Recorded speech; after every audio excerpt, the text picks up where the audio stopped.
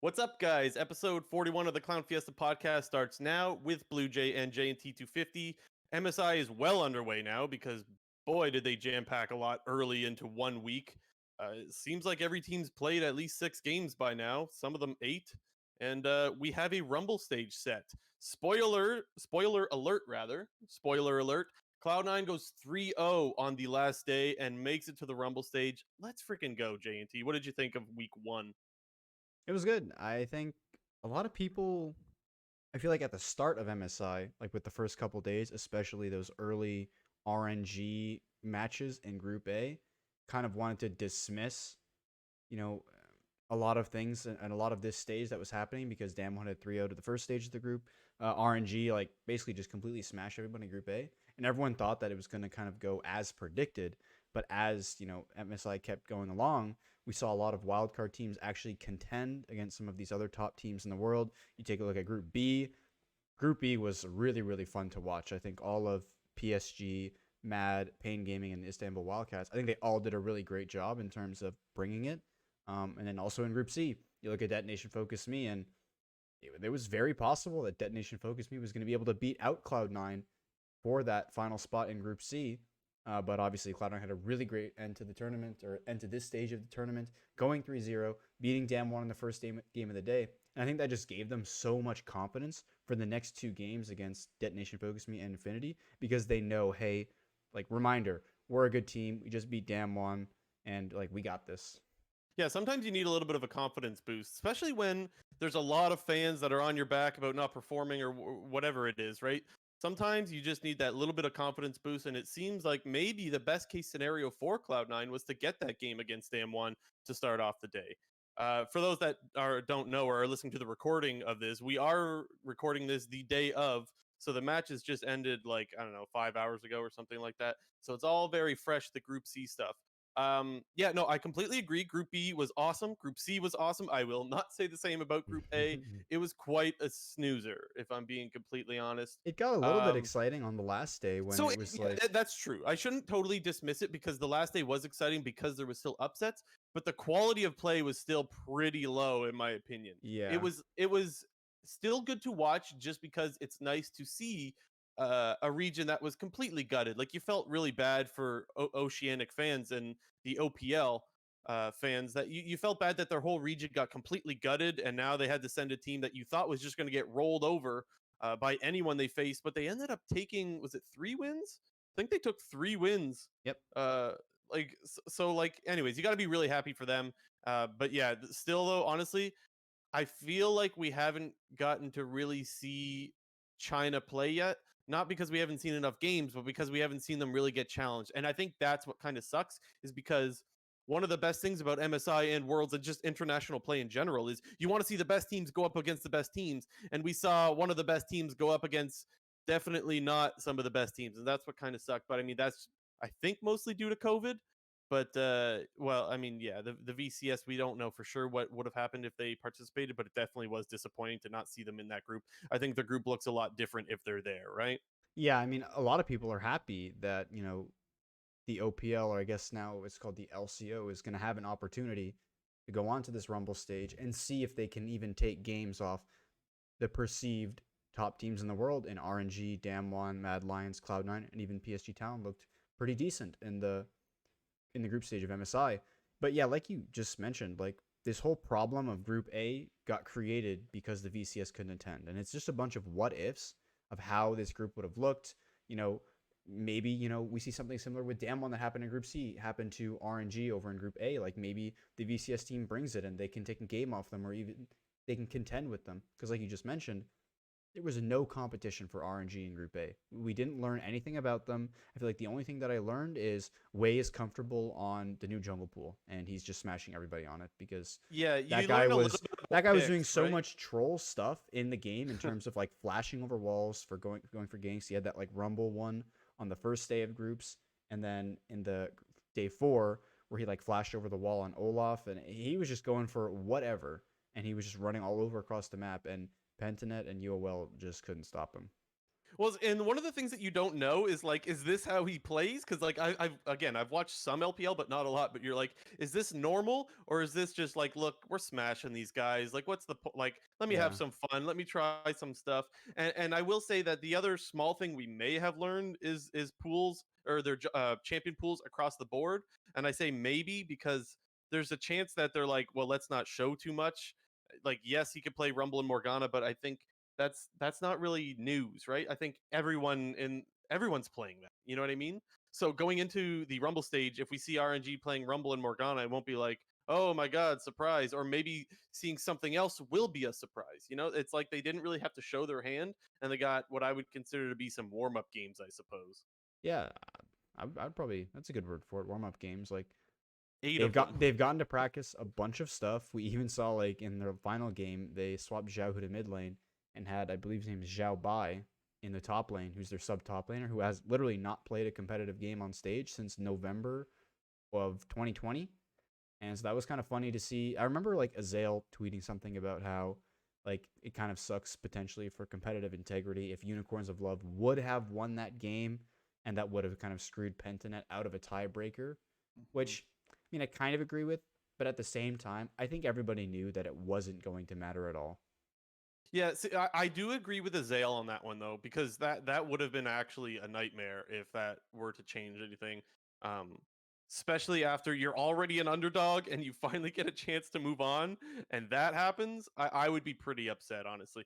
Think about if that's like an LCS team and that happens, like I'd be pretty darn upset. Even if I so today Damwon played, I wouldn't say troll picks, but I would say new picks. We saw them play Yasuo and Diana, which are definitely like viable champions, but we haven't seen them play it all tournament.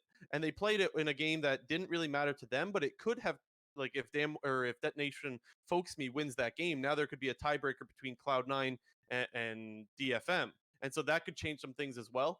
That to me is a little bit more okay, but completely subbing out your starters is a whole different story to me. And I think even the first one, even just playing Yasuo and Diana, to me, that feels perfectly okay. And that still bothers me a little bit if I'm cheering for Cloud9, right? As an NA fan, like, ah, damn. So, yeah, I think that's on a whole nother level putting in subs. And again, I'm not saying that it's necessarily a bad thing, but it definitely would feel bad if you're an OS fan. Yeah, I just think with this group A specifically, as we just mentioned before, this is the result of a team that is not attending the tournament, and Riot had to then make a new format change. Well, they didn't make a format change. They just figured the best option wasn't to do anything and just have these three teams play a quadruple round robin. And I mentioned, tried to call in about Hotline League on this a couple times, was that how it's a problem when the VCS 2 international tournaments in a row have missed Worlds, and there's had to be some sort of format change. And I think they got a little bit lucky with Worlds that they were able to change the format to where the LCK third seed got bumped up from the playing stage to the main stage, and then they sort of balanced out the playing groups by having two groups of 5 teams. But it's not always going to work out like that. Like there could be other problems with regions not being able to attend World due to COVID issues, and because we're still not out of this whole world. Mm-hmm. And I really seriously think that Riot needs to look at potential changes and potential scenarios in case something like this happens again. Because at Worlds, that would really feel terrible to a lot of other teams, all the other wildcard teams in different groups, if one of their higher pool teams just they can't attend, and now it's just an extra spot to fight for, or there's one less team to beat out. I really do think that Riot needs to maybe take a look at this and do some like future planning and have like an emergency handbook that they need to whip out Yeah. the situation In case calls of for it. this, yeah, Yeah. that's not a terrible idea. How do you want to do this? Do you want to do this group by group? We talked a little bit about RNG. We've talked a little bit about Pentanet. But I mean, if we want to finish out rounding out the group in Group A, it's definitely a huge fall off for the Russian representative of Unicorns of Love as well, right? What do you think actually went wrong with them? Who was performing not so up to standards, and who do you think was the reason for why they dropped in this tournament? It was just, the whole team just seemed out of sorts. Most of their pretty much I would say all of their players except No Man's Hmm. were just simply getting outclassed individually. They were getting absolutely shit stomped in all the RNG games, and even in some of the Pentanet games. Like not to flame the UOL players, but like a lot of these guys on Pentanet are really new to the game and really new to competitive play in the first place, and they come from the weakest region in the world, and they're just like simply beating Theoretically, the yeah, weakest team. Because, theoretically anyways, because of go what on. happened with Ocean Right. at the end of 2020.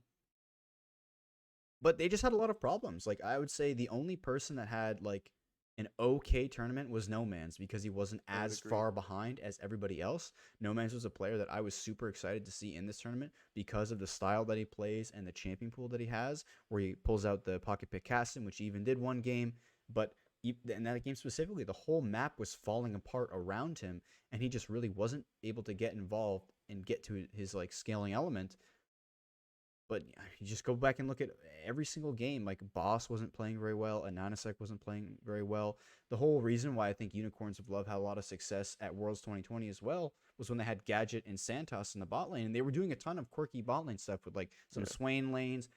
Gadget was playing a lot of mages bot lane. Like I think he had a Swain game, an Orianna game, and Logic just seemed like you're like I don't know, like you're just average 80 carry that's just there, not really. He's like a Deathly kind of. Like I don't know. Like he's not Well, going to and do anything. I would even say that's a little bit generous because even Deathly has sometimes the ability to carry if the resources are put into him, but it didn't seem like Logic was able to do much of anything. And to your point, I agree that No Man's I think was still their best player, but even out of him, there was still very little that was great. I thought his Mhm. Orianna I thought he had a good Orianna game if I remember correctly. I thought Ananasik had one good Nidalee game, and I think Santos had one good Alistair game. But like that's not enough considering you've played 8 games. There was very, very little to be happy about Yeah, with the well, Unicorns of Love. And so yeah, I mean I'm not surprised that they got knocked out, and I'm not too disappointed either because I wouldn't want to see them play some more in the Rumble stage. yeah, like I'm a little bit disappointed in the fact that I was excited for this team going in, and I thought they were a shoo-in to get out of this group, and I was Yeah. going to be excited to see if they could bring some unique style into the Rumble stage to potentially like break out the quirky strats against your RNGs and your Damn Ones and your Cloud9s and your Mad Lions, but they clearly just weren't at the level of the rest of the teams in this group, and clearly wouldn't be at the rest of the teams in the tournament, even if they were in a different group. I would say that there's no way this team gets out. It's even like less of a chance than they had in this group because of how bad they were actually playing. Yeah, no, I completely agree.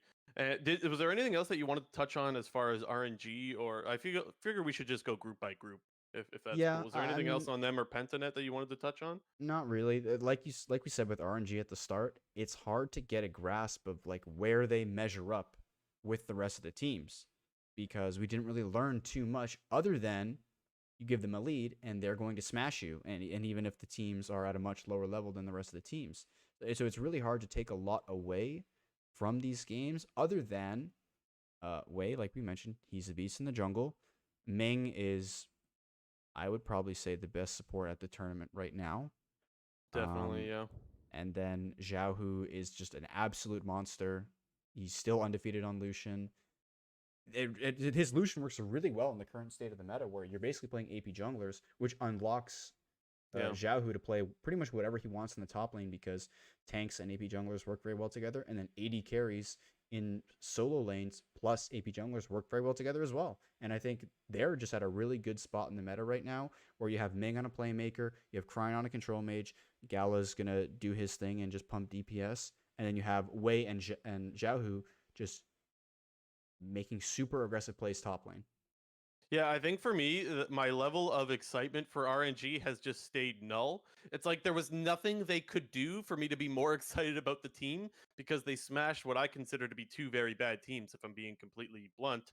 And the only thing that could have happened is me be less excited about them if they dropped the game, but they didn't. They won all their Exactly. games. It's like, okay, great. Let's see them play a real team in the Rumble stage. And fortunately, we do get to do that. The last thing I'll say about Pentanet is, again, I know they're moving on, and I know that's exciting, but I'm still not very impressed. I do not think Pabu had a good tournament at all. He looked very out of sorts. I want to say it was a Graves game. Oh, now He my did play memory's a failing Graves me here. game. There was a Graves game that felt really, really bad. Oh, yes. Okay. I remember now because he's like ulting to dodge abilities after he's already been hit by abilities. Like, I'm like, is this guy playing on 100 ping or what's going on? Like, it seemed like he was really struggling mechanically. And I know that sounds really nitpicky to be upset with how a player's mechanics are, but if you're on the world stage, yeah, I'm gonna be counting your mechanics as well as your macro. And I wasn't too impressed with him whatsoever. The one player I would say that I thought looked decent was BioPanther. I think there were some performances on his Renekton where like that's the one that stands out to me that I thought he looked pretty good. I don't know if his Renekton is going to be enough for them to pick up any wins in the Rumble stage, but yeah, I think even though they moved on, I wasn't too impressed with them, but I didn't exactly have any expectations for them in the first place. Yeah, the only other, like, from the Pentanet side, like I was kind of mentioning with RNG, like, when the meta is so AP jungle heavy, it's really great to have a player who's, in Pentanet's case, decent at AD mid laners. Chaz was playing a lot of AD mids. He played a Zed game. He played a Lee Sin game. He played another AD mid. Maybe it was a Trist game, I think. But they got that going for them. Like, as you mentioned, I also thought BioPanther was decent. He wasn't bad. I thought, as you kind of mentioned, there were other players on this Pentanet team that weren't so great. I can't even remember their support's name right now. I mean, they all got smacked around at some point Yeah. because they all had to play RNG. Their Mhm. support is Decoy. Yeah, I wasn't very impressed with him or Pabu, but I thought the rest of the team looked all right. And as you mentioned, I think BioPanther was like their best player. I think Praedith played a couple of Samira games, or at least He, one. he played Anyways. one for sure. Yeah, I thought he looked okay on that as well. But yeah. Anyways, Group A was uh it's over. Let's say that. Let's move on. Group B, however, was actually great. I thought Group B was a lot of fun. Maybe again, not every game was absolutely fantastic, but I did think that the games were at least interesting, right? Which team you want to start with here? We'll start with the Mad Lions because I think they're moving on. The only game that they did drop was to, who did they lose to? The Wildcats. Wildcats. Yeah, They lost game 1 yesterday. yes. They lost Of the day Wildcat. 5, they lost game 1. Yeah. Yes. That's what I remember. But for the most part, I thought Mad Lions actually played pretty well in the games against PSG Talon. But against the other games, against the wildcard regions, they were just like limit testing a little bit in terms of they would get like a huge early game lead, or they would be up a decent amount in the early game, and then they would go for a lot of over aggressive plays and even sometimes greeding a little bit to stay on the map, or taking greedy pathing, or doing some like weird solo pathing where like you're clearing vision in the enemy jungler and the only person there and you're getting caught out. So it basically just found that like the Mad Lions were playing to the level of their opponents. When they were playing a pretty good team in PSG Talon, they looked really, really great.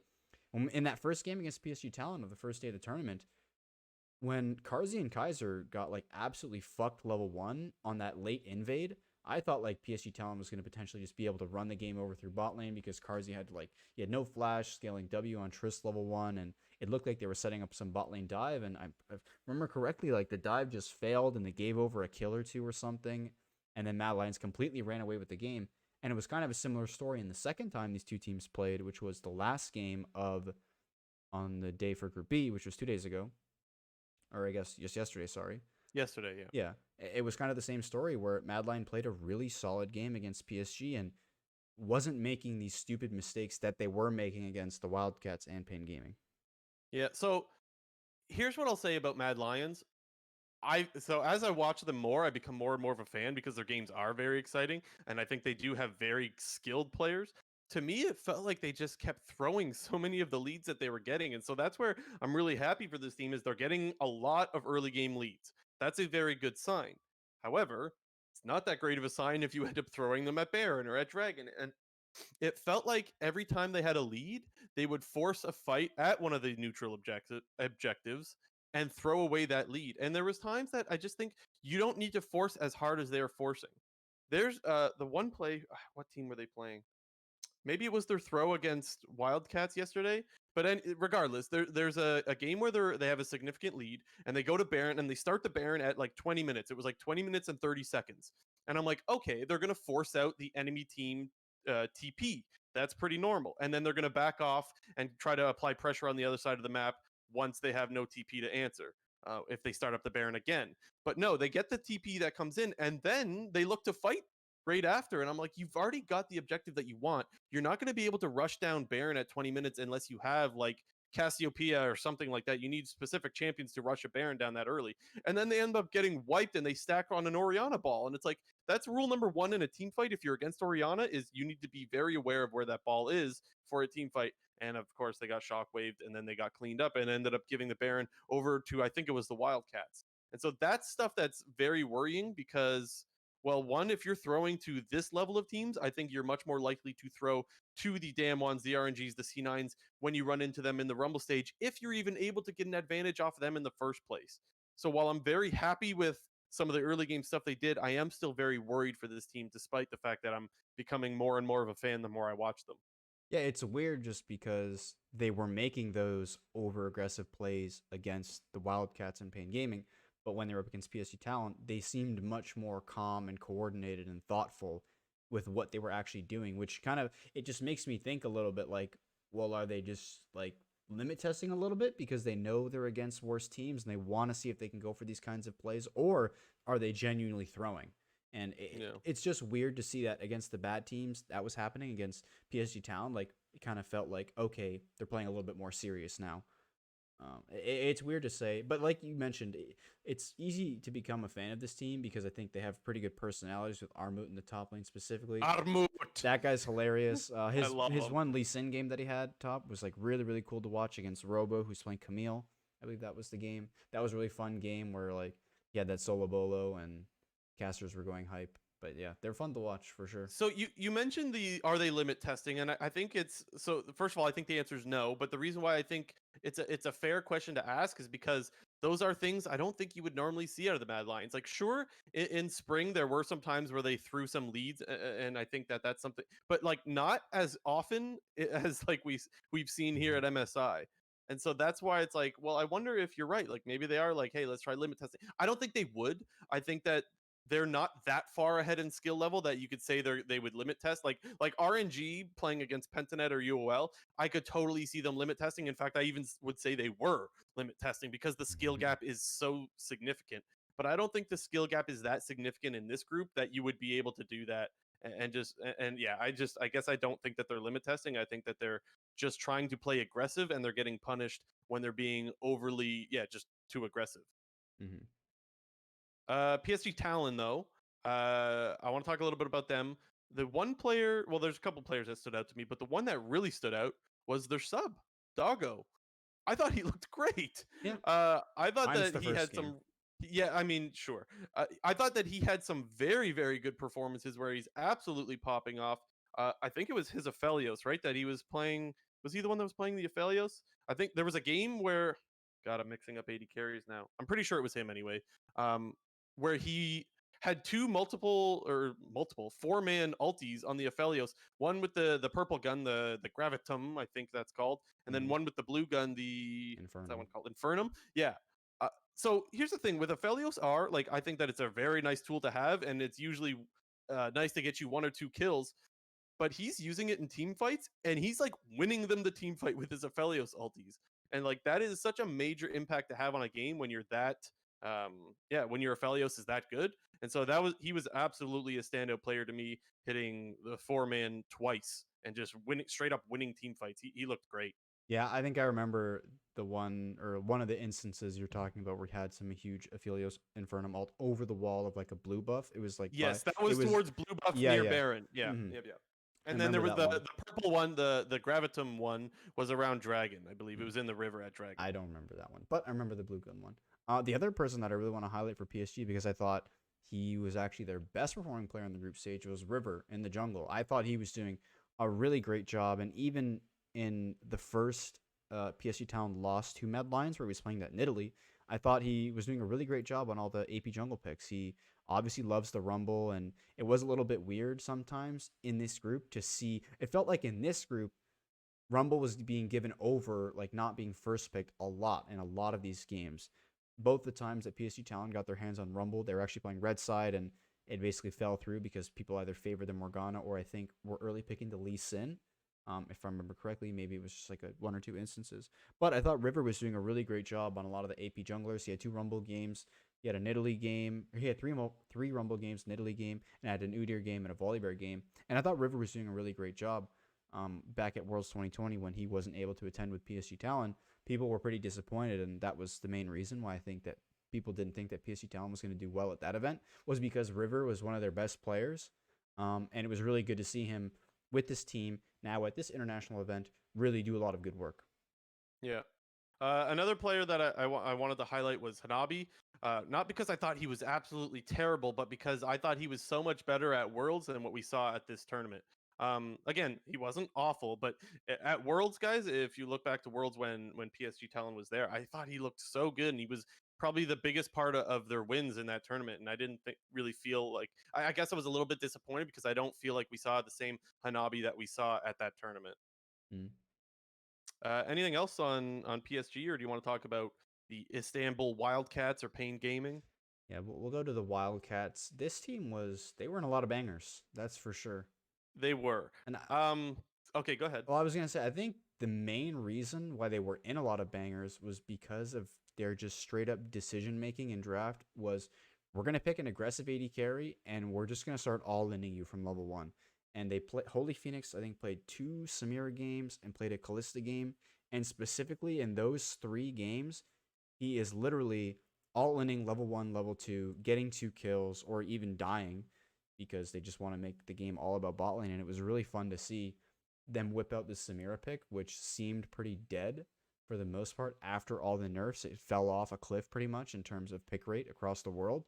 And Samira has been getting a couple of games at MSI, but 2 games specifically out of Holy Phoenix where he is just straight up all in E level 1 and he's getting super fed early game on this champ.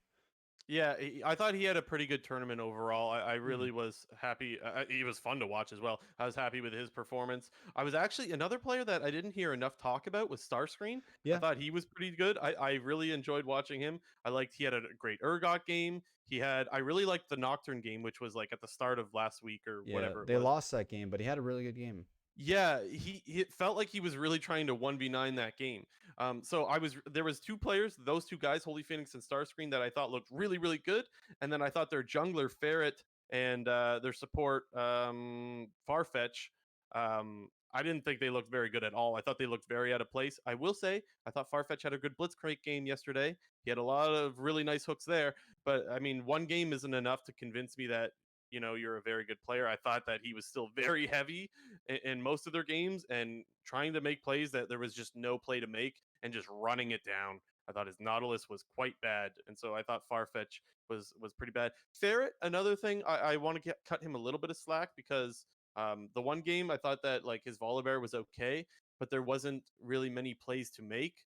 Um, Volibear, here's the thing. One of the best things about Volibear is that you can dive a tower and turn it off with your ultimate.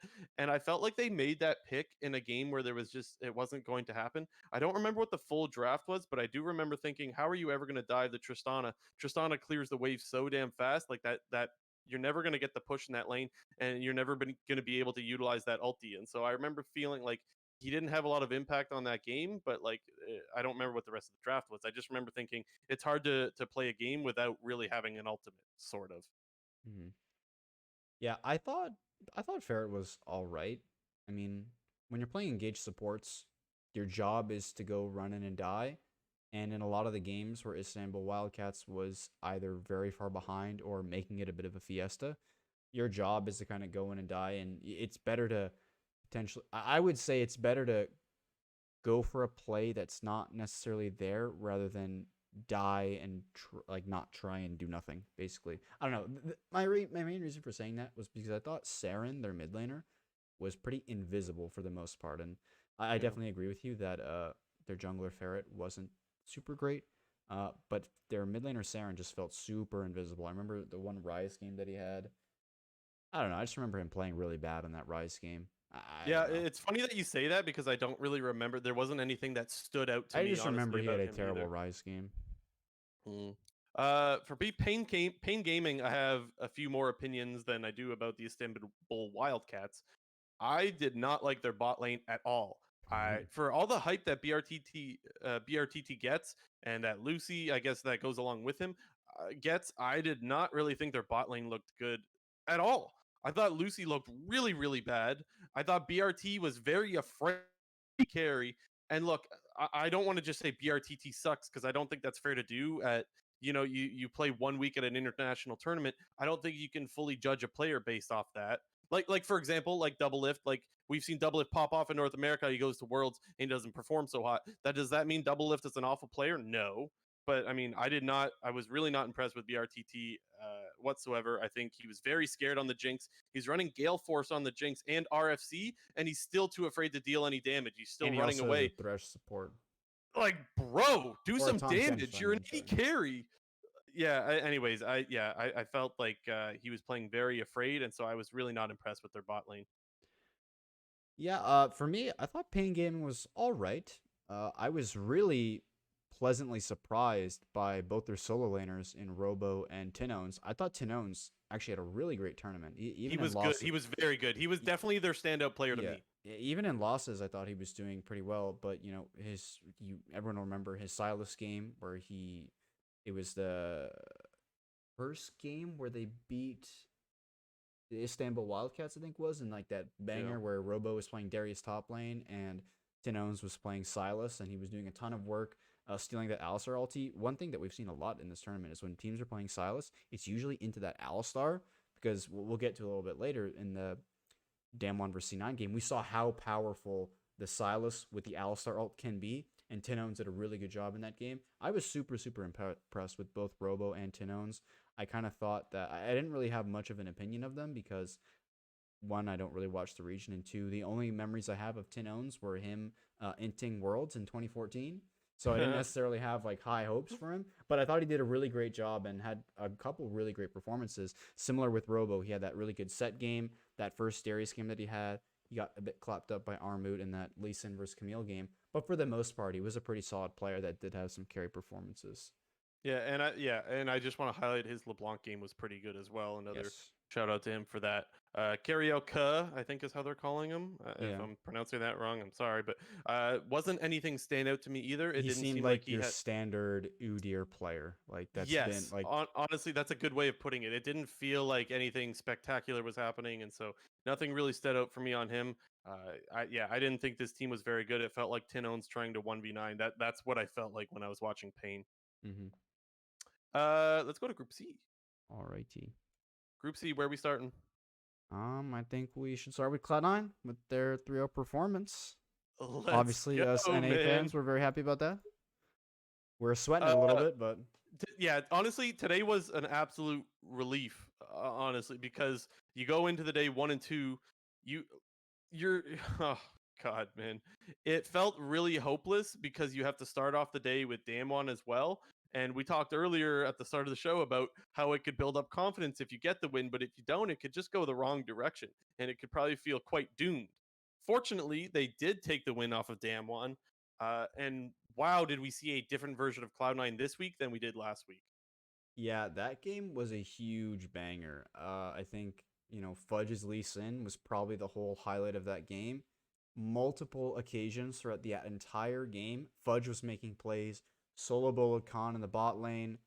Had that insane fight. It was around like 4th or 5th Drake where he basically dives into the back line, gets 2 kills, hits Ghost with that Q over the wall. Did a ton of work in that Lee Sin game, and it was interesting to see Cloud9's approach in that draft where they actually opted to pick the Lee Sin first on blue side and give over the Rumble to Damwon. And at that moment, it was kind of like, oh, like, I think most people probably figured that the Lee Sin was going to be going into Perks' hand or Blabber's hand because, one, Blabber is a very experienced Lee Sin, has a ton of games on it, and two, Perks is your veteran player and your best player on Cloud9, and has also previously said how OP he thinks Lee Sin. So it was kind of a surprise to see the Lee Sin go into Fudge's hand, who most people thought wasn't going to stack up very well against a lot of the top laners at this tournament. And while I think he had a pretty solid week 1, he didn't have a bad week 1 per se, we did see how punished he was against Khan specifically. Yeah, so the thing I want to touch a little bit on Blabber because he was the one that was getting all of the heat after week 1, and deservedly so. I mean, the play that everyone's thinking about right now as I'm saying this is when he flashes for the crab. That is a whole nother level of int. Like, don't get me wrong, we've seen Blabber run it down many times. You see a lot of good and a lot of bad with Blabber. That was something that was totally You know what it reminded me of?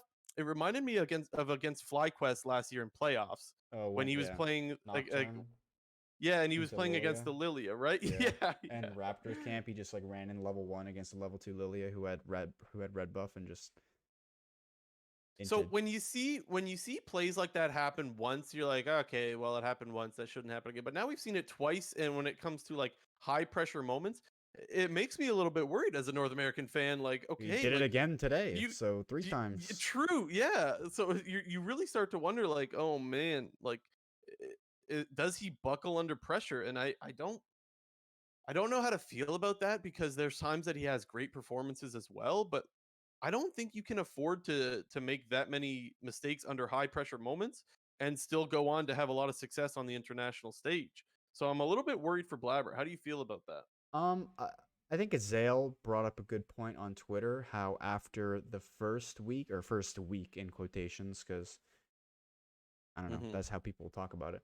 Um, he was a bit incorrect in his tweet. What I'll say is because he said that Blabber had only played 4 international like stage games, and he wasn't exactly counting the play-in stage games from Worlds 2018. He was only counting main stage games from Worlds 2018, Worlds in 2019 before that, where like he played 1 game in Worlds 2018 and he played 3 games in Worlds 2019. So he's basically saying how Blabber only played 4 games total on the international stage minus those playing games. I don't really know why he excluded those, but my whole point is that he is a pretty inexperienced player when it does come to the world stage, and I think Cloud9 being able to move on and advance to the Rumble stage will be very good practice for Blabber come Worlds, because most people can agree that like, would you rather win MSI or Worlds, or would you rather do well at MSI or do well Worlds, at it's no Worlds? doubt. Everyone's going to Yeah. say Worlds. And in Yeah. the case of Blabber, who is very inexperienced on the world stage, and even Fudge are on the same page, but for the most part, the rest of the Cloud9 members, Perks, Sven, and Vulcan, have played their fair share of international games and even gone to Worlds before that. And I think it's really great for Blabber to have this practice, and it's okay for him to sort of, well, I guess it's not okay because he was pretty kind of inting I it, guess your but point is that you would rather it happen now than yeah. happen at Worlds or happen in the Rumble stage. The thing is, I'm not so convinced it won't happen in the Rumble stage as well, is what I'm a little bit afraid of. But Well, I they mean, got look, like a he's few still days off. Maybe like they'll tell sure. Blabber to like, hey, tone it down, bud. Like, I mean, give up yeah, the tone it crab. down, forehead. Like that's not so. Oh, start playing better. Oh, okay, guys, yeah. Like it's not like such an easy fix. Is the thing. The thing is, I don't want to completely rule him out because look, he is still an MVP jungler. Like he still got the MVP twice in the LCS. Like we know what this guy's capable of. But yeah, I am a little bit nervous for what he does on the international stage or under high pressure moments, let's say. Yeah, I But mean, the rest of the squad looks pretty damn good, I'll say. minus his 1 int today. He had a really great day of games. I thought his Udyr was really, really good against Damwon. He Yeah. did such a great job of following up on Cloud9 engages and Cloud9 damage on the main carries of Damwon. You think of that play that happened around mid lane where Perks was kind of caught out and Blabber flashes over the wall and kind of deals the killing blow onto Canyon and Showmaker in the mid lane when Blabber's playing Udyr and Perks was playing Victor. And then you think to that pivotal drag fight where they got that third Drake completely acing, or maybe they didn't ace, but they killed 4 members on Dam 1, where he followed up on Vulcan's flash combo onto Ghost. Blabber layers the bear slap, and Perks is like throwing his laser and his gravity field on the back of it. But I think he had a really great 3 games today, which gives me a little bit more confidence moving into the Rumble stage. And like we kind of just said, he has a little bit more practice, which he will need moving forward. Yeah, and the C9 bot lane, I want to talk a little bit about them as well because I thought that they've looked good pretty much the whole tournament long. Even last week when Cloud9 wasn't looking so great, I still thought that their bot lane looked pretty good. You could argue that Damwon's bot lane was kind of running it in their first game, and I'm totally right there with you. But still, overall, I think that Sven and Vulcan have looked great, and that's something that C9 is going to need them to continue to do if they want to make it out of the Rumble stage, I think. Yeah, Vulcan got back on that Alistar. His Alistar is nasty, man. Like, we seen it from the start of Yeah. lock-in at this year. He's just making plays on that, able to reach the backline carries, having some really clean flash combos, and just doing a lot of work in team fights. I will say for Sven, he had a bit of an inty game against Damwon, where I think on 3 separate occasions in that game was flashing over walls to make an aggressive play in which he would end up dying. We talking about game 1 of last week, No, or are we talking about? game 1 today against Damwon. Okay. Sorry, game 1. I mean the first game of the day. But his Tristana game against Damwon, there was like 3 occasions where he basically flashed over the wall to kill himself. But like you just mentioned, true. Actually, I forgot about that. Yeah, but right. I think Sven's had a really solid tournament so far. He was, him and Vulcan were the 2 people kind of staying afloat in that first week, specifically against Detonation Focus Me and Damwon, where they were behind really, really far. Interesting, though, in today's matches, he opted for the on-hit Varus as opposed to the lethality Varus. And I was, first of all, interested to even see that they picked the Varus again, because in Cloud9's brain check video or whatever, Zen was basically complaining about how he felt so useless on the lethality Varus, and kind of how useless the pick can be when your team is falling behind, because the poke Varus playstyle and the poke playstyle as a whole is pretty reliant on your team being in the winning position and having good vision control and good objective control and having the time to be able to poke the enemy team off objectives, as opposed to when you're the team who's behind, having to face check and having to run into the enemy team where a lot of your damage is upfront poke damage, and if they just dive on you, you die. Yeah.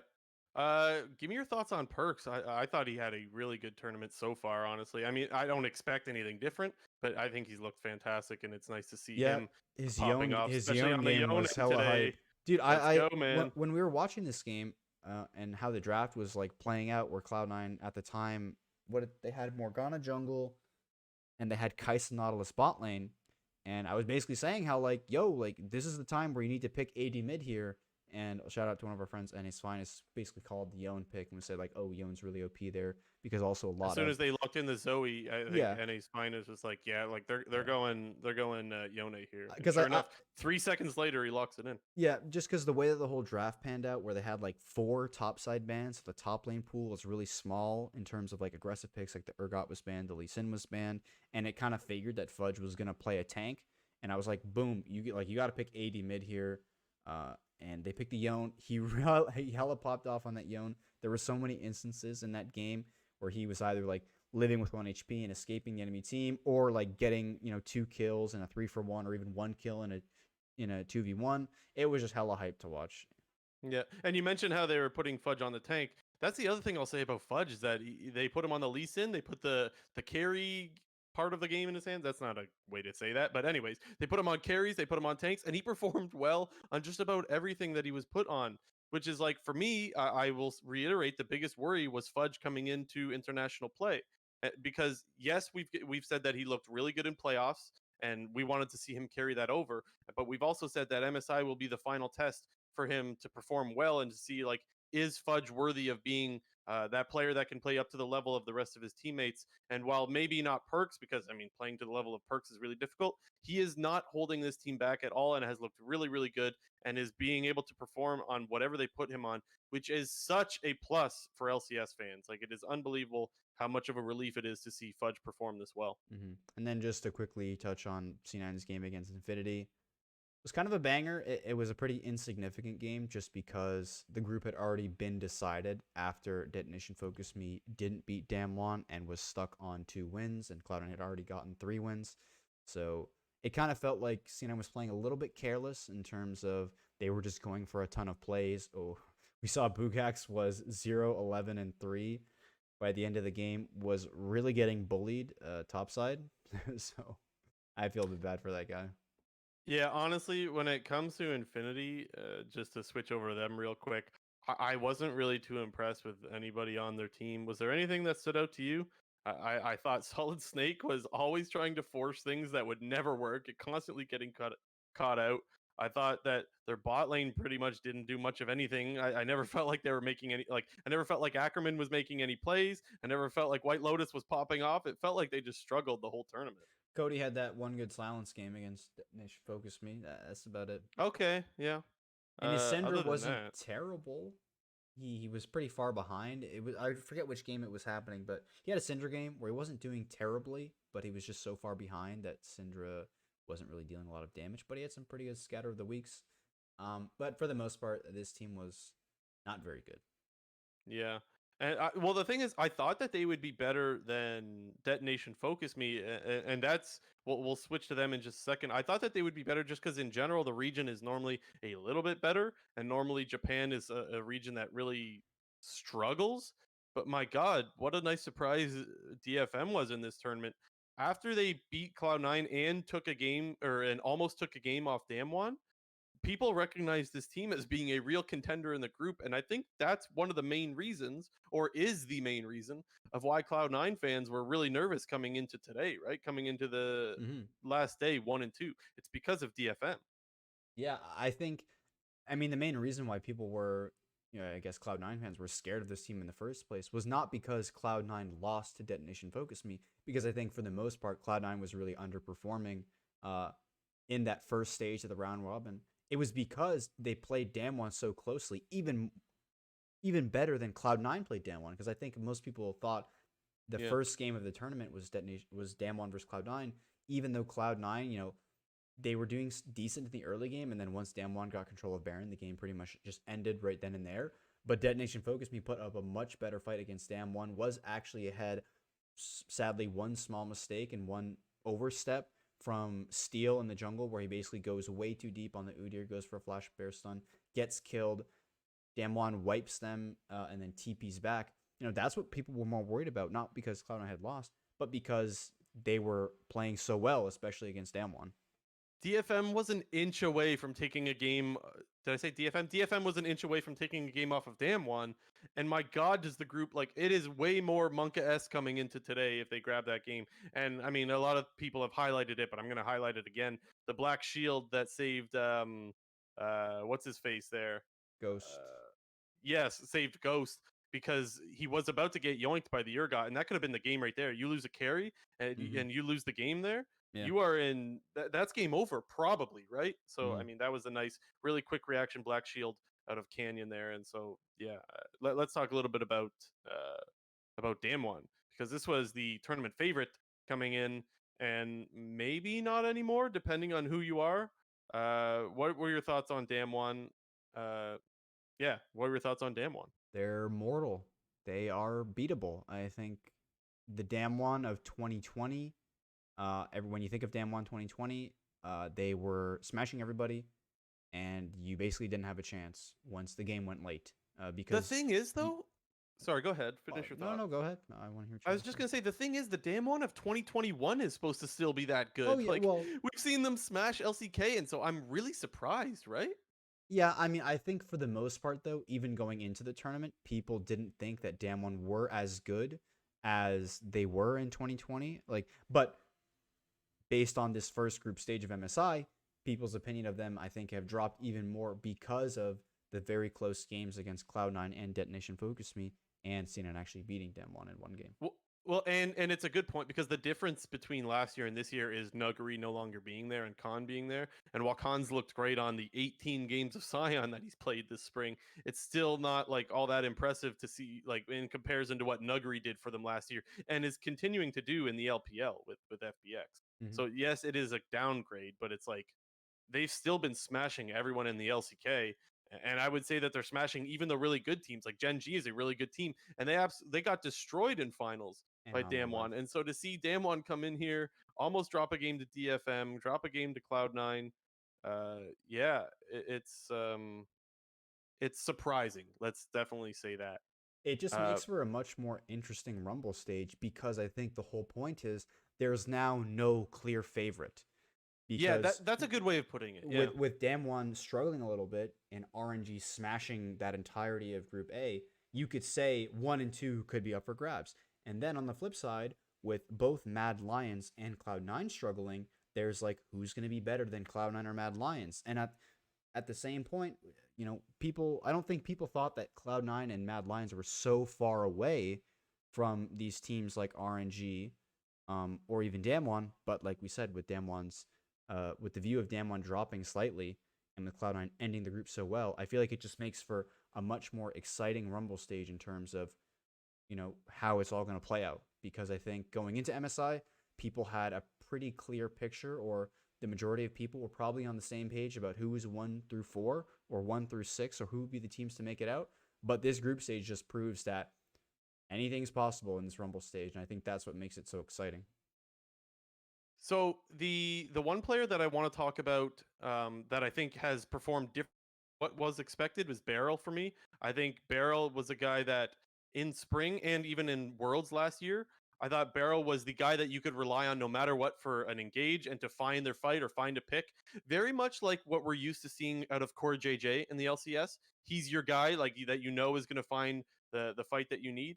And I thought that in this tournament so far, he's looked very lackluster as far as the consistency of how often he's finding that pick. Sometimes his engages are straight up just running it down, or he's not on the same page as his teammates. And I would actually kind of compare it to Blabber. We see Blabber play really aggressive and go for so many fights and so many picks. I would say it's like that, but sometimes we see Blabber fall flat on his face. That's kind of what I've gotten out of Beryl so far in this tournament. I think he's definitely better than what he's playing than the level that he's playing at, and I think he can turn it around. But I think a lot of the reason why we're seeing them struggle to me falls on Beryl. Yeah, I agree. In that first Cloud9 game, um, in the first part of the round robin, Beryl was hinting a lot of kills over to Sven and Vulcan, and that was a big reason why Cloud9 was even close in that game, even though Damwon was doing really, really well on the top side of the map with Khan versus Fudge. But that's a good comparison. I hadn't really thought of that, but that makes sense. It's really weird to talk about Damwon the way we're talking about them because like they're still good, right? Yeah, Like this is still a good team. And to me, I still think that they're probably the best team in the tournament still. But yeah, it's like their players play a little bit worse and all of a sudden everyone's worried, but it's like, well, honestly, I still have full confidence that they can beat any team when it comes to Rumble stage. So it's like, should they be worried? Not really, honestly. I don't think that they should. And yeah, I fully expect them to continue to just pop off once Rumble stage comes around. mm. With all that, we've talked about all the teams now. I want to talk about in comparison to you had a point that you wanted to bring up. So let's talk about how they compare to the playoffs of other leagues. I'll let you take that one away. Yeah, there was kind of a, I don't even call it drama or controversy or anything like that, but I Will Dominate was posting a lot on social media how he basically doesn't view MSI as an important tournament because his opinion is that the LCK playoffs and the LPL playoffs are a better judge and a better showing of top tier League of Legends than MSI, and how it's more respectable to win your regional league rather than win MSI. The question was like, would you rather win LPL playoffs or would you rather win MSI or would you rather win LCK playoffs, something like that. And I thought it was a pretty interesting point because while I would think for most people, MSI is probably the second most exciting tournament of the year because it's an international event and because you get to see all the best teams from around the world. On the same point, like, you put a lot of these other teams in the other regional leagues, and they're probably not doing as well as they are. Yeah. It's a really good point, honestly. It really, really is. And it made me want, because that's something I hadn't thought of, but I actually think you definitely do want to win the LCK or the LPL more than you want to win MSI because there are more challenges in those leagues alone, just in the playoffs. And so it's a really good thought. I don't know what his exact quote was, He but made like a 10-minute video about it that if you want to hear his thoughts on that, you can watch. and yeah, the point is for me is that I think he's right. If he is saying that he thinks the LCK or LPL is more important to win or means more, I actually tend to agree with him. But it's an interesting thought, and it's something that I hadn't really thought of whatsoever.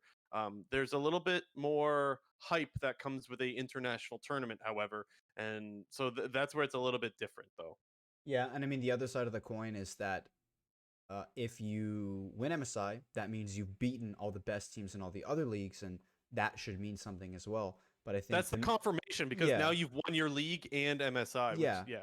But I guess it's more of a comparison. Like, let's say Damwon were to win MSI, then does that mean that if Damwon was in the LPL, that they would be the best team in the LPL because they'd obviously be the best team in the LCK and they beat the best team in the LPL or made it further than them.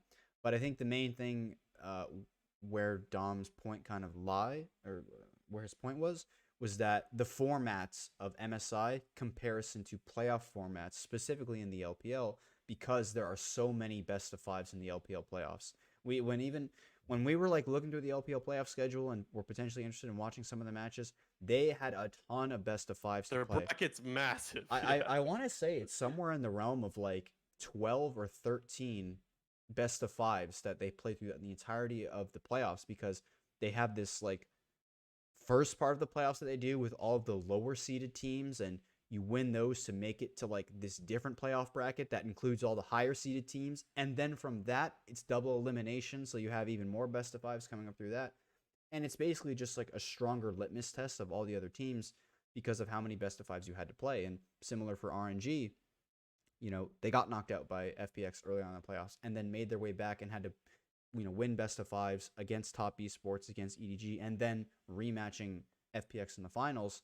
And his whole point was that, well, MSI, you're playing a bunch of best of ones and only 2 best of 5 should you win. Whereas in a lot of the other playoff formats, you have to go through 3, 4, 5 potential best of 5s depending on where you're seated. Yeah, it's a fair argument. I will say, yes, there's more variance with the international stage at MSI, but I think that's a good thing because let's say like the finals was like a best of like 13 or something like that. Like, yeah, you would have less variance as to who wins, but like you don't want to see like you could play a bunch of games, but no one wants to see that many games. You want there to be variance because if you know who's going to win, like if it's a best of 13 or best of 9 or best of 7, whatever, like then you have more of a chance of knowing who's going to win. It's fun knowing that there's a chance of an upset, and it doesn't give the best team or the supposedly best team any wiggle room. Like you got to come and perform. You can't give up a few games. So yeah, honestly, I kind of like that there's a little bit of variance, Yeah, but and I definitely get what he means. I think it creates a lot of interesting storylines for Worlds, because back when we saw G2 win MSI in 2019, that basically created the whole storyline of G2 potentially being the best team in the world, and then, you know, tracking their performance in the summer split of the LEC and then at Worlds. And I think should, let's say maybe the LPL win this MSI, or, even if it happens again, if EU wins MSI or even NA wins MSI, that just creates a lot of fun storylines throughout the entire year. And then how that all plays out at Worlds, where, some of the takeaways from MSI is how strong is your region, because the whole thing was that, EU had done so great at Worlds 2018, where Fnatic had made finals, and then everyone's like, oh, maybe EU is like climbing up there now. And then they had just won MSI 2019. It's like, oh, EU is now like a top region, and then G2 makes finals, and it just creates a bunch of fun storylines going into other international events, and I do like the variance. Yeah, definitely. I don't want to go into this for too long, but I do want to ask you, are you enjoying the meta? Do you have any thoughts of any Dude, champions that you're really happy to see or something you're not happy to see? What are your thoughts on the meta? it's good to see that it's just not Hecarim Udyr every single time in the jungle. The And jungle's what we wanted to see change the most, yeah, right? And that's what we have seen change the most. Mind you, we've still seen a lot of Udyr, uh, but yeah, it's nice to see the Morgana and the Rumble, even if they are kind of OP. yeah. I mean, we've seen. It's hard to say, because basically the whole jungle pool was literally Udyr Hecarim, and specifically in North America. Obviously, in other regions, there were a few more other picks. Like there was still the Lilia was still pretty prevalent. A lot of other regions didn't have as high a priority on Olaf as they did in NA. So there was a lot of Olaf games across the world as well, and even some Nocturne. There was like some sparse Nocturne in there. And at this MSI, with all the jungle changes coming in, we saw a lot of Rumble. We saw a lot of Morgana. Yes, the Udyr is still hanging on there. We unfortunately saw 2 Hecarim games, if I remember. It was only 2. Detonation Focus Me played 1. Why did we And see Pain that? played, and they got shit stomped because that champion sucks right now. Specifically the tank build. I think there's potentially the possibility of AD Hecarim still being viable with like running like an Enchanter support or an Enchanter mid top, but you can't play tank Hecarim because you basically deal negative damage. Yeah, and so just for those wondering, I did pull it up here. I'll just go through the top 2 picks in every role. So right now, the top 2 picks in the top lane are Gnar and Jace, 21 and 8 games respectively. So Gnar is being played way more than anything else. Mm-hmm. In the jungle, it's still Udyr, sadly, at the top with 16, but right behind him is Rumble with But that's 14 and also Morgana with because 11. there's a lot of bans thrown towards Rumble and Yes, Morgana. that's exactly what I was going to get to. That's because it's not because Udyr is the priority pick. It's because he's what you pick after the bans come And out. it was weird because there was this whole handshaking of Hecarim Udyr going on Yeah, between teams. Like teams didn't want to ban them and were just happy to handshake them. Whereas in the meta right now that we have, like, you got to be banning this Morgana and this Rumble, or you have to be at least trading the bans, yes, or you have to trade the picks actually. And we're seeing a lot of, teams take their preference of Morgana and Rumble. The team snap picks the other. It's just way more interesting because the draft and the first couple picks in draft were just so cut and dry that like you kind of knew what was going to happen. and now you actually don't know what's going to happen, which I think They're being just banned a little bit more on blue side than I was expecting. Yeah. The Morgana and the Rumble. Not that it's the worst thing, but usually you would expect the OPs to be banned on the red side so that the first pick can't grab it. Anyways, mid lane, it's actually Orianna, which is not a huge surprise, but only 11 games of Orianna with 9 Victor, 9 Zoe. So there's a lot of mid lane champions. Mid is probably the most widest of champion pools, and then bot lane we're still seeing a bunch of Kai'Sa. What a surprise. 27 Kai'Sa games, 14 Tristana. That hasn't changed much. We saw a little bit of Varus. There's 9 of those. And then the support hasn't changed all that much. A little bit less Rel. We got Nautilus at 21 games and Alistair at 16, Leona at 12. So, yeah, still a lot of the same there. But still some different stuff. We saw the Blitzcrank get pulled out yesterday. Mind you, it was just one game, but it was fun. And so I think the meta's okay. Normally meta doesn't absolutely shift all that much between just a few patches, but like we said just a few minutes ago, it's nice to get rid of the Hecarim and the the Udyr. I meta think that's was what we so shit. that's what we wanted to see less of, and less just trading those 2 picks. And so The meta we was got so stale. You just knew what was going to happen. And while the ADC meta is still filled with a bunch of Kai'Sa and Tristana, the thing that I think makes me okay with it at least is because they're exciting champions. They're champions that go in and make plays. Whereas opposed to Hecarim Udyr, it was just the same thing was happening every single time. Yeah, true. But that's it for that. I just want to shout out. I just want to do a quick plug, guys. For those of you that don't know, and if it's not obvious enough, we are not sponsored, and there's been a lot of people supporting us lately. But we do want to let you guys know how you can support us. If you want to go ahead and support us, we are affiliated on Twitch, so you can go drop a Prime on there. Feel free to drop a Prime anytime, or sub, or you can subscribe on YouTube. Any of your views and support would be greatly appreciated because, like I said, we aren't sponsored. And so, huge shout out to those of you that keep coming back every week. Now, let's get into Rumble stage a little bit. Let's preview that a little tiny bit.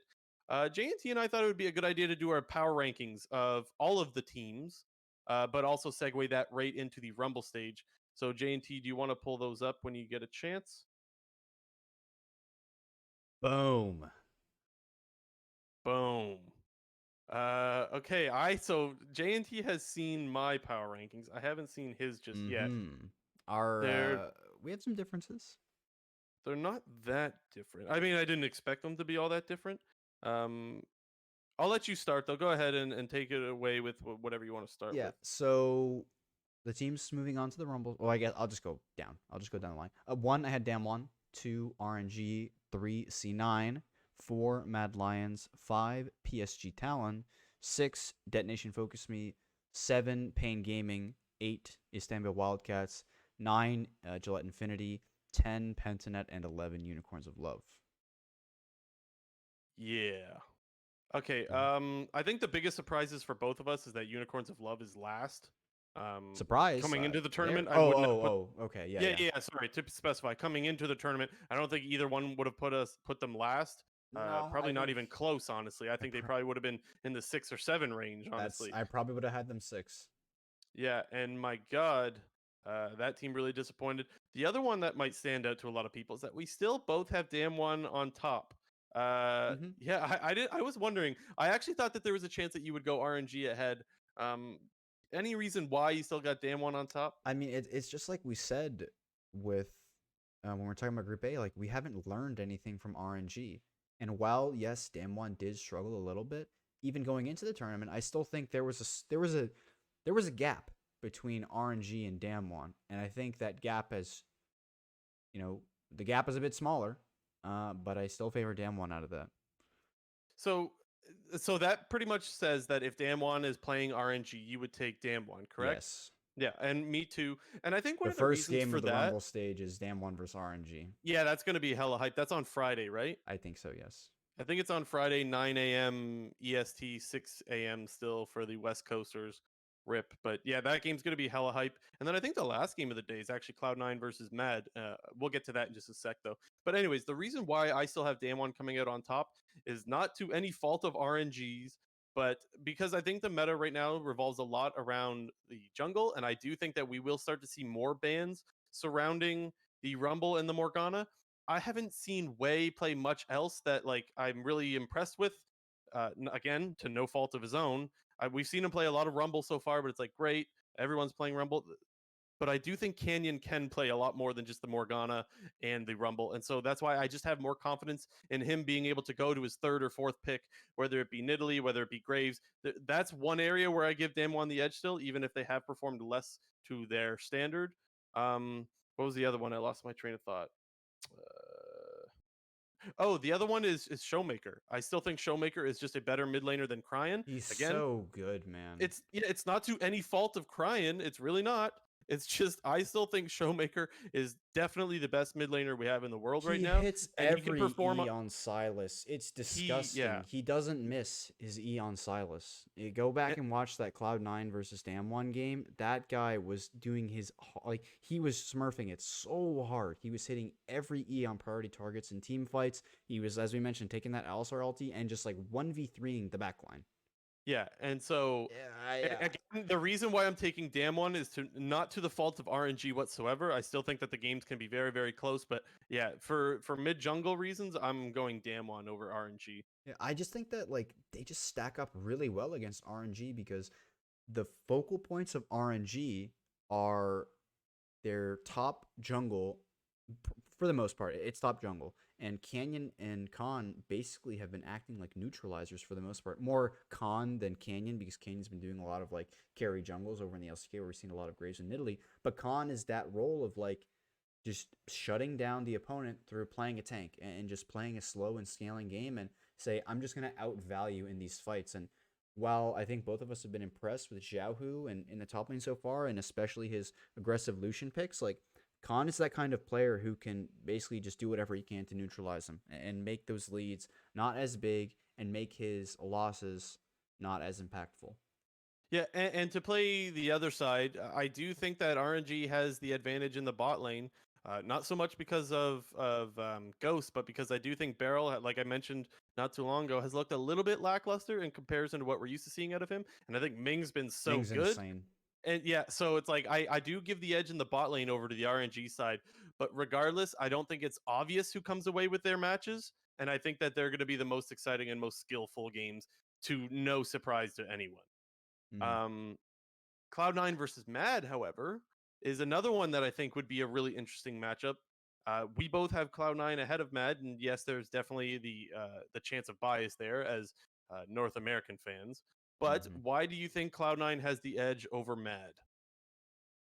It's hard to say because I don't know. It's hard to say. Like my original thought process, like even before MSI, was that I thought that Cloud9 had the higher ceiling, and I still think that they do. I think Cloud9 has the higher ceiling than Mad Lions. If both teams are playing at full capacity, I think Cloud9 is a better team.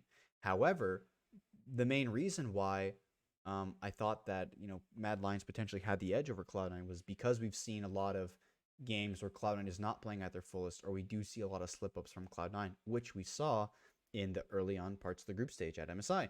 But on the flip side, Mad Lions was coming into MSI as this team who was so great at playing as a team, and their team play was so coordinated and so good, and they were just doing a lot of getting picked off in random spots and throwing a lot of their leads against these lower tier teams, and it kind of just felt like my opinions of both Cloud9 and Mad Lions have dropped maybe a little bit, and the expectations that I had going into the tournament had basically been flipped on. They got flipped around a little bit because Cloud9 had been playing poorly and Mad Lions was looking sort of so disjointed when it came to closing out the game and stuff like that.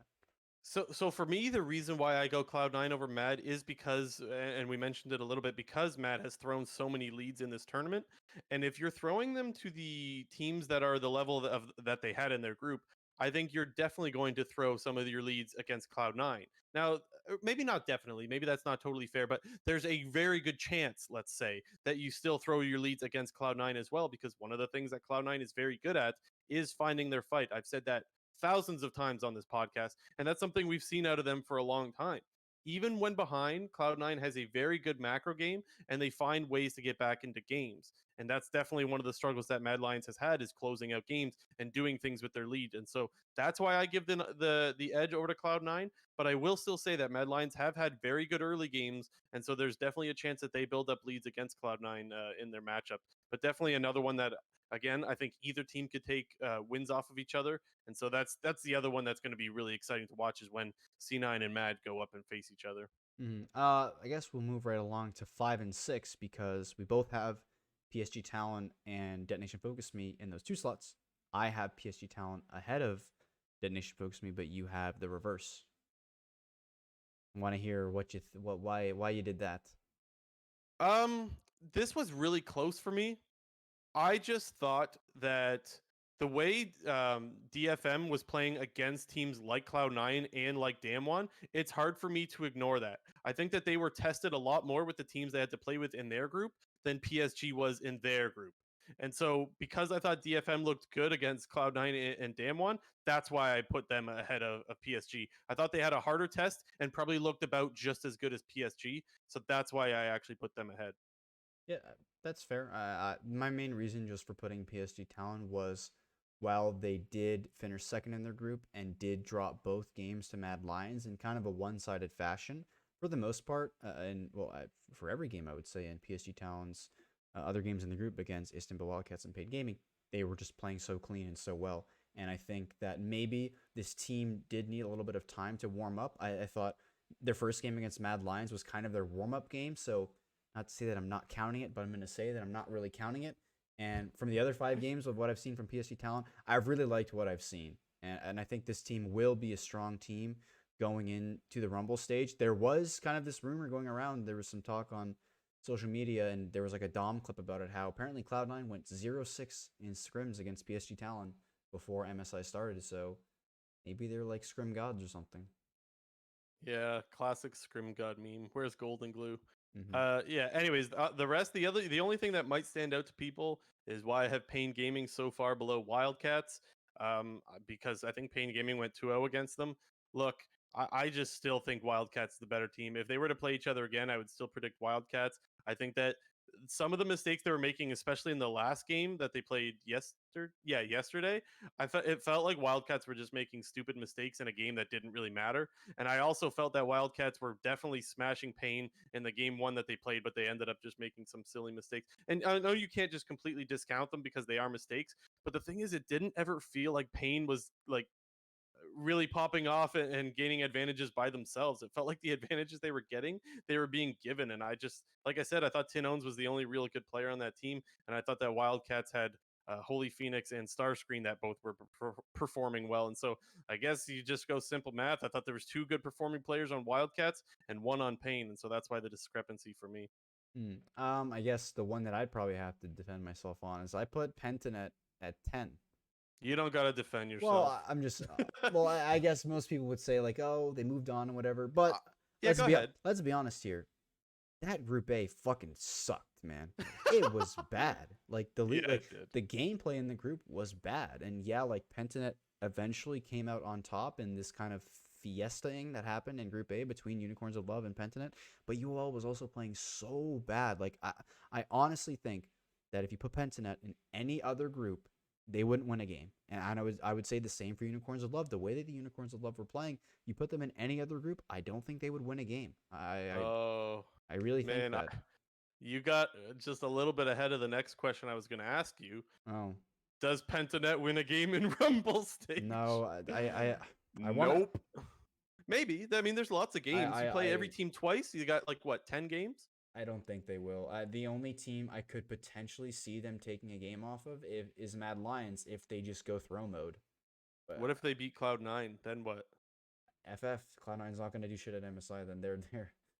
That's what I think. I think whatever team. If Cloud9's losing to Pentanet, that means they're losing to all the other teams. That's a good way of putting it. So I guess I would still want to wait and see what a loss to Pentanet looks like.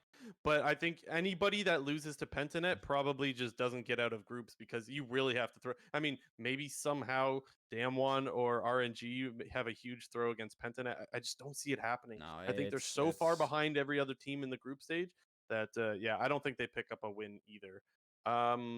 Let's move on to our awards that are finally back. Popoff and Beansoup are back. They've been gone for 2 or 3 weeks or whatever. Like 3. We had like an impromptu one, but that doesn't count. We haven't had it for like 3 or 4 weeks. Not since LCS finals, I think, which was almost a month ago. Actually, it's been a month. It's a little bit difficult to do when there's no games. Yeah. But anyways, yeah, let's do it. Who did you have popping off? I had Wei simply because he was just hardcore popping off and absolutely just smurfing on that entirety of Group A. His KDAs in every game was insane. He was, as I said, doing whatever the fuck he want, flashing over walls to set up ganks or to get potential kills. Do I think that Wei is gonna smurf in the Rumble stage like he was in the group stage? No, because I think the level of competition is going to be a lot higher.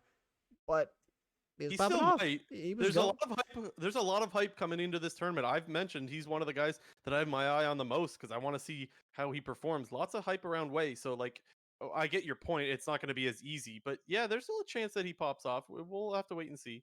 I went with Fudge.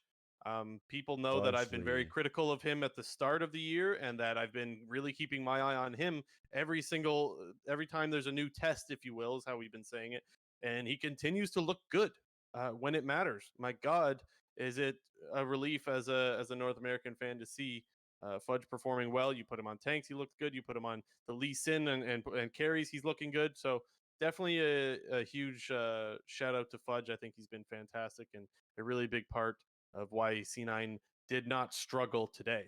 Mm-hmm. Beansoup, what do you got? Unicorns of love.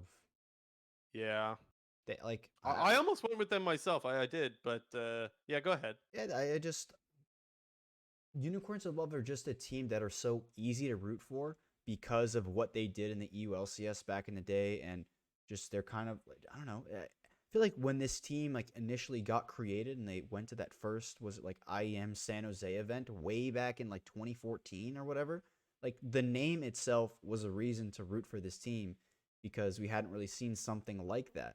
And with the performance at Worlds 2020, the roster was pretty much, going into the roster was pretty much the same. No Man's was still looking really, really well. He was a player I was super excited to watch at this tournament because I thought the meta was suiting him so well in terms of it being heavy control mage right now, and him playing a lot of the more aggressive picks into control mages like the Akali or like the Echo, and has that pocket pick cast in. As we mentioned before, he was probably the only player on UOL that was, not looking giga terrible, but the team looked giga terrible. Beansoup. Yeah, they were Beansoup, honestly. They got to play Pentanet how many times? Five Four times? times, Five and times? they went 2 Five and 3. times. You lost 3 games, man. Dude. Yeesh. And it was like and it wasn't like they, were close against RNG and were just dropping like they were just getting smashed by RNG as well. And when you're also getting there's two of the three of those losses to Pentanet, they got smashed by Pentanet. Like it wasn't really close. Yeah, so for me, I had to go with the Mad Lions. Again, I've become a huge fan of this team, but yeah, I still think that you shouldn't be throwing leads as often as they are. And so I had to give it to them. I didn't want to give it to them, but I had to. I still think they can be better. I think they will be better. But yeah, I was disappointed that they're throwing leads to teams that they have no business losing to, or throwing the lead altogether. Even if they come out with the win at the end of the day, you can't be doing that as often as they did. So I was a little bit disappointed with them. A little bit of bean soup there, but that's going to be that for our awards. What's next, JNT? We got a lot of LEC news. There Lots of was rumors. yeah, two teams specifically, Fnatic and Vitality. There's a bit of a swapping going on. So I'll list that all out for everybody who's listening right now. For Fnatic, Whippo is apparently going to role swap to jungle for Fnatic, and KC Adam, the former top laner of Karamine Corps, who just won E Masters, who we were talking about, was either 1 or 2 weeks ago. It was last week, wasn't it?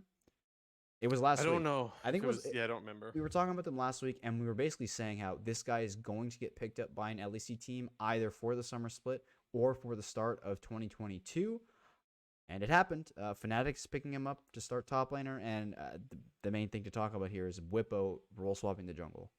Yeah, so we definitely didn't see Adam being picked up that quickly. That was a little bit of a shock, but the bigger shock is Whippo going to the jungle. I don't think anyone saw that coming. I certainly didn't. And actually, when I first heard it, I thought it was a joke. Like, haha, like that's funny.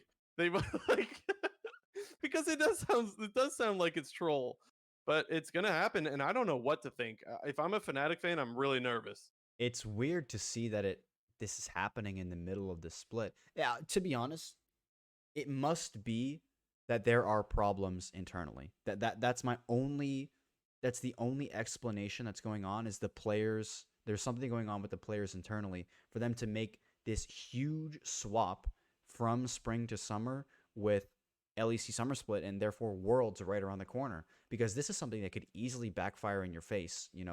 Adam, you've just yanked him out of EU Masters. Yes, there's been a pretty good success rate with top EU Masters players coming into the LEC, but he doesn't have a lot of time to get acclimated with the team, and obviously Bwipo is going to be going and playing a whole new role. So I would assume for this Fnatic roster, there's going to be a bit of a learning curve. There's going to be some time for this team to sort of gel and get together. But I don't even know if this increases the potential ceiling of this team, because Selfmade was the main player who was their big acquisition in 2020 and was playing so well and did very well on the world stage in 2020, and he's no longer there. You now have a role swapped player who's been underperforming for quite some time now, and yes, you're picking up the top EU Masters player, but there's going to be some growing pains, and I'm kind of worried for Fnatic going into the summer split.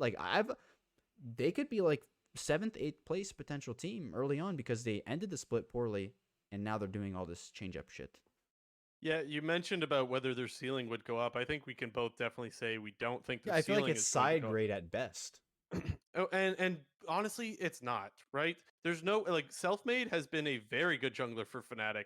I don't think there's any world where Bwipo comes in and fills the shoes of Selfmade. And while I do think that Bwipo has struggled in the top lane this year, it's a very big question mark as to if an EU Masters player, mind you, I would say a top tier EU Masters player, but still an EU Masters player can fill the shoes that Bwipo has filled for the last few years now, because Bwipo's been very good outside of this year, I would say.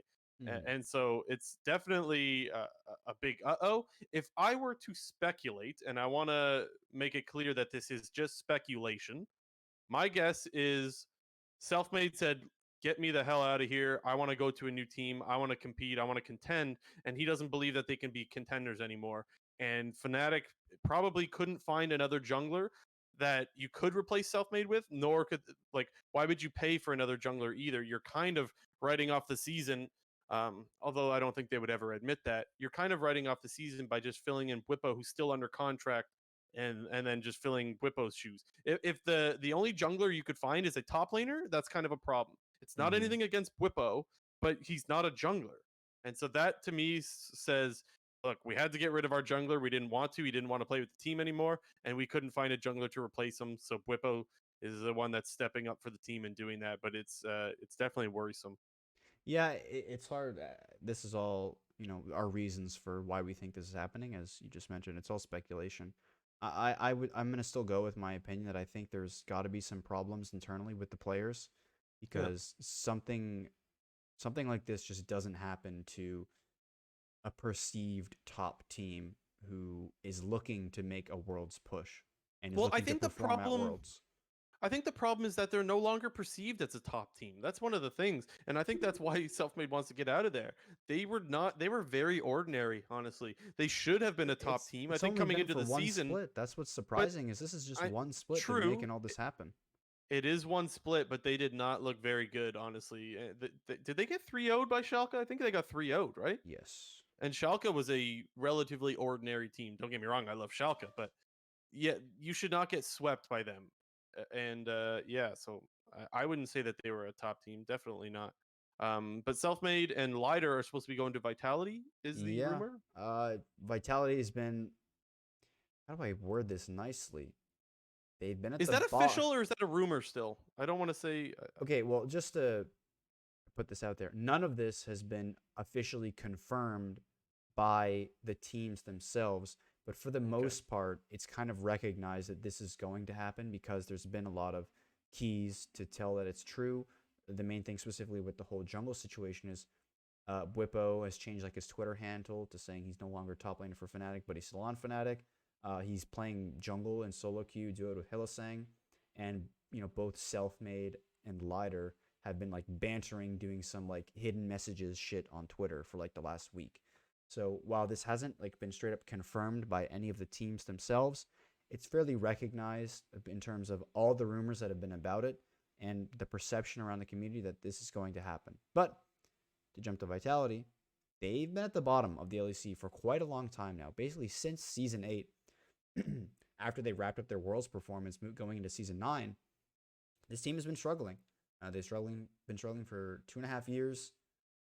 They've seemed to make some pretty positive changes at the end of this year, where they brought in Crown Shot, and then basically from what I know, Selfmade, Lighter, and Crown Shot are all like pretty good friends, and I think that was part of the reason why Selfmade probably wanted to go to Vitality, and another reason why they probably wanted to get Lighter as well was because those three all know each other and they're good friends. But Vitality is going through this massive overhaul from spring to summer. One other thing that Vitality is getting is big top laner SLT, who was another player from EU Masters. From what I can remember, I think Big made it to quarterfinals of EU Masters, if I have that correct. If I don't, sorry. But he's replacing Shigenda, who is a rookie this split. Rip Shigenda. Yeah. It's weird that you say that it's been 2.5 years that Vitality's been relevant. I didn't realize it's been that long. I'm pretty sure it has. I'm not doubting you because I don't really remember all that much, and to be honest, I didn't follow EU that much at that time. But it's crazy to me that it's been all that time. What else we got going on? The other EU news that we have is Excel, one of your teams that you kind of like as well. I like Excel, I do. They're replacing Checolad and Tor, or if it's Torre, I don't know. They're getting Nuke Duck, former Astralis mid laner, Origin mid laner. Nuke Duck's played on a lot of teams. Mid lane, and Denyek, support for Misfits. Yeah, so the thing with Nuke Duck is that it's really exciting because I do like Nuke Duck, and he has a champion Ocean. I love all the champions that he plays, but I just don't know if he looked pretty rough the last time when we saw him play with Origin. He didn't look so great last year, and so I am a little bit worried about how Nuke Duck performs in this lineup. But I will say that I did think Checolad was underperforming a little bit, and so I do think that they needed a change in the mid lane. I still think that they need to change. They need a better jungler, or they just need Dan to step up a little bit in the jungle. But definitely some interesting changes, and I am still excited to see how they perform. I'm looking forward to seeing Nuke Duck with XL. Yeah, I just looked up the Vitality standings just because I wanted to jog my memory real quick.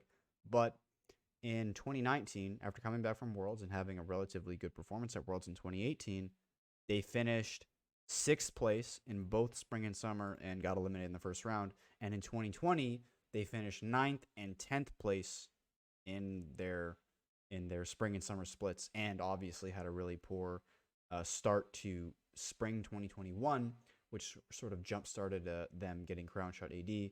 And they improved a little bit at the end of the season. I think there was some hope, and I think there's even more hope now that they're getting a great jungler in Selfmade, who, yes, did underperform a little bit in 2021 spring, but I think most people recognize is probably still one of the, at the very minimum, maybe a top 4 jungler in the region with like Inspired, Yankos, and maybe Gilius or something. Or sorry, no, not even Gilius, Elyoya. What am I saying? That's who I meant to say. But Selfmade is still like in that kind of category, so I think there's probably a lot of hope for Vitality fans going into Summer Split. I just think Selfmade looks better on carry jungles, and I think that that's what you want to see. Yeah, the meta didn't really suit him. Yeah, like if I have Selfmade on my team, I don't want him playing Hecarim Udyr. I mean, maybe you have to because that's meta, but yeah, it's definitely, man, his Evelynn is something that will always stand out. His Evelynn is amazing, honestly. It's really, really good, and it's always very lethal. One last thought before we move on is this is all very interesting to me from the point of view of Niski. Well, I guess and Upset as well, who just both of them just joined Fnatic. Yeah, because I think when you joined Fnatic, this was not what you were expecting. Yeah, I agree. I don't want to jump too far ahead. It just makes me wonder if Niski, for example, maybe considers going to North America again, just because he's already been there. We know that he wants to play in North America. He didn't necessarily choose to go back to Europe. He just got replaced by Perks. The only thing that would hold back is teams being able to afford Niski, right? I think that would be the thing, because he is definitely something that probably a lot of North American teams would want. And maybe, who knows? Again, I'm getting really far ahead of myself here. Maybe he wants to get his green card for North America. Whether that's likely or not, I have no idea. It's just a quick thought that I had, that I felt bad that Niski was in such a good spot being on a good team last year. Yeah, they didn't make it to Worlds, but let's be honest, Cloud9 was a very good team. and then it turns into this. It just feels a little odd. Yeah, it definitely wasn't what you were expecting if you just joined Fnatic and they had such a good Worlds 2020.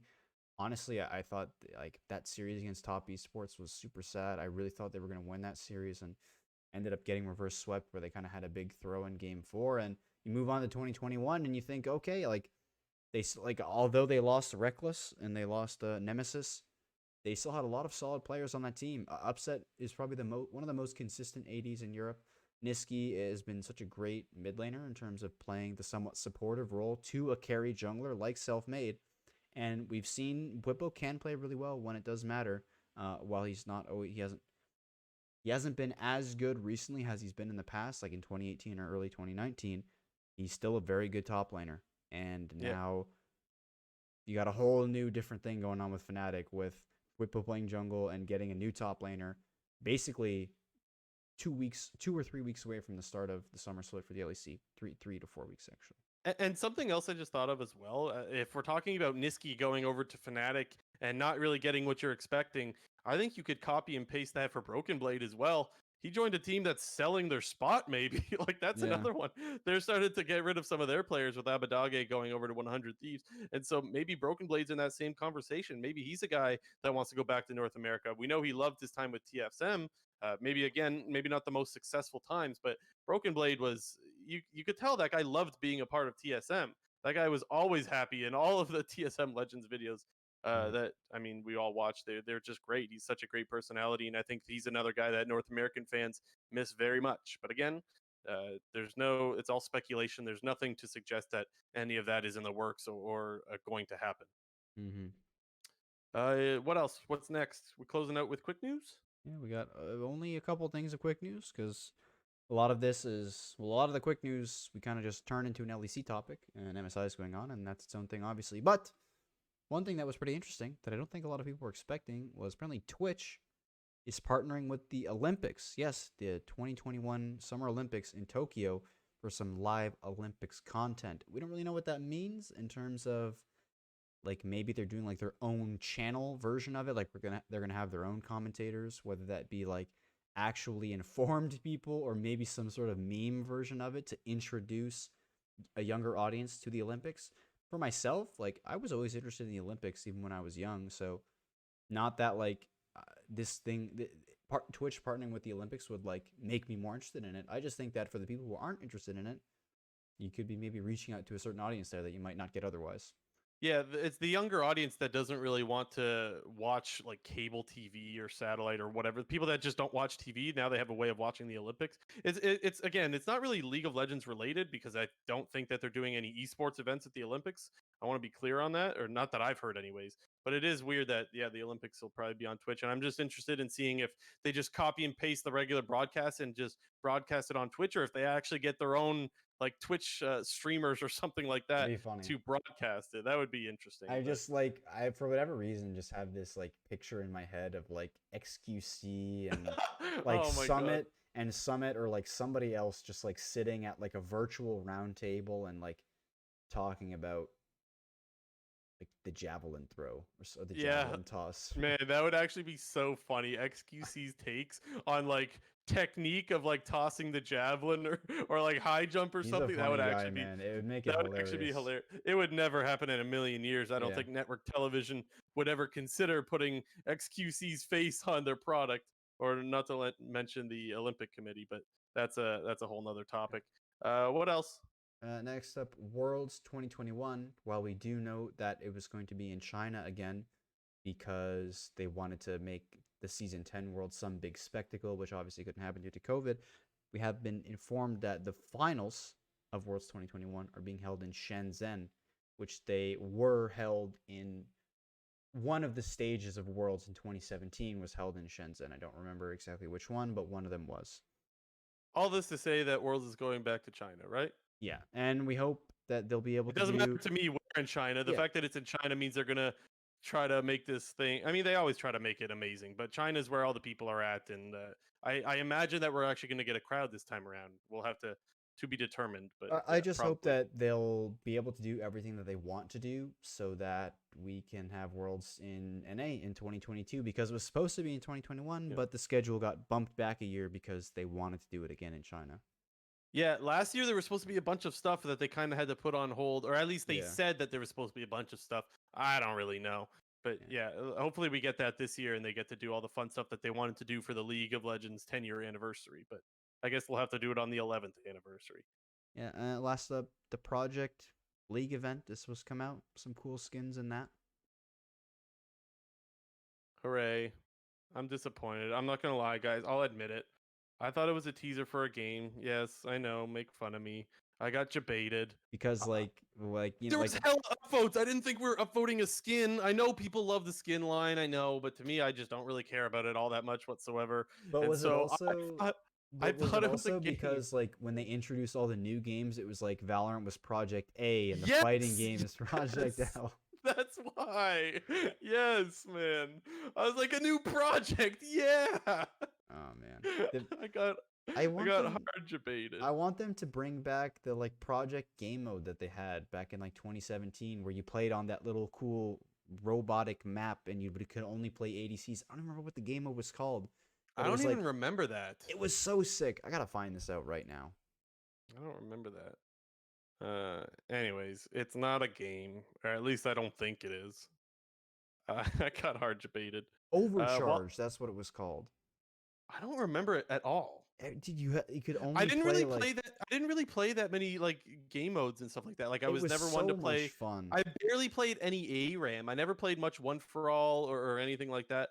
I played a little bit of ARAM, but like even yeah, I But, did. but even like a couple of years ago, they still used to do all these like event specific game modes where they had like the Star Guardian like little co-op VAI thing you had to do, and they had I the remember that. I like played they that. had the Dark That was Star fun. game mode where you play on like that Dark Star map. That thing was sick, and they've stopped doing that. And like that was like some of my favorite stuff from when they were originally doing all these event passes and events and whatnot. But that overcharge mode where you play like ADs only, and you had to kill like the little mini bots around the map, and there were these vents like these air vents that would push you up. Like it was so cool. I want I to don't remember that at all. bring it back. But you mentioned the PVE thing, the Star Guardian thing. I forgot all about that. That was hella fun. Yeah, That when was that? Like season 6, 2018. 2018. Really? Maybe it was 2017. Oh, I thought. Anyways, I think it was it doesn't matter when it 2017. was. Doesn't matter when it was. It was a long time ago, There and it was was they did hella a fun. bunch of those in 2017. That was because the Dark Star one and the Project one were 2017. So Yeah. Okay. they had the Odyssey Anyways, one in 2018. That's the one I was probably thinking of. the one that people seem to really like is the what's the Christmas one again? I mean, they adapted. It's not just the Christmas one. What's it called? The quick one where there's like um oh my god, the one that The you guys always Toro played. King. Oh, you mean Nexus Blitz? Nexus Blitz. Yeah, people freaking love Yeah, Nexus that's Blitz. Nexus Blitz is fun. Yeah. Um. Anyways, the last thing to mention is Viper and Anda. Oh They got yes, they I forgot to got add that. added to the IMT Academy squad today, I believe that was The actually. No Org And so boys. yeah, it goes to show that winning the whatchamacallit there. Why is it not Proving coming to grounds. me? Proving grounds, winning proving grounds does help your career a little bit. I mean, maybe they get signed regardless. Like maybe even if they don't, win proving grounds, maybe they still get signed. But it's nice to see those guys get another shot. Especially for me, Viper. I feel like he had such a small time in the LCS, and it didn't ever really feel to me like he was done. I guess Anda you could throw in the same boat, but to me, I'm a little bit more excited about Viper just Yeah, because I think that he needs another chance. and specifically on Immortals, it's definitely more likely that Viper would come in for revenge than Yeah. Anda would come in for Xerxes. True, So true. I Yeah. guess on that, like for that, I definitely think we could see Viper in the LCS, maybe in the summer season, depending on how Immortals starts out. If they start out a bit shaky, Revenge isn't playing so well, maybe they sub in Viper, or vice versa for Xerxes and Anda. We'll have to see. Okay. That's everything for this episode. I want to do some quick shout outs before we end things. Just so some of you guys are aware, we do have a Discord and we might do some live viewing or not live viewing, but like viewing parties or something like that in MSI. So if you guys are interested in that, feel free to join the Discord. If you go to our Twitch page and put !Discord, you'll find it. It's probably in the description of YouTube and all that stuff. So definitely feel like if you feel like joining the Discord and joining any viewing parties, we'll definitely let you guys know if we're doing that. What else? Oh, remember to subscribe. Want you guys to subscribe and check us out on Twitter if you want. At BlueJ_GG is mine, and then at JNT250 on Twitter. I feel like that's enough shout outs. We already plugged quite a few things earlier. Just want to say thanks again to all your guys' support. It's been fantastic. And this has been episode 41 of the Clown Fiesta podcast. Next week, we will see you guys on Tuesday, hopefully same time. Yes.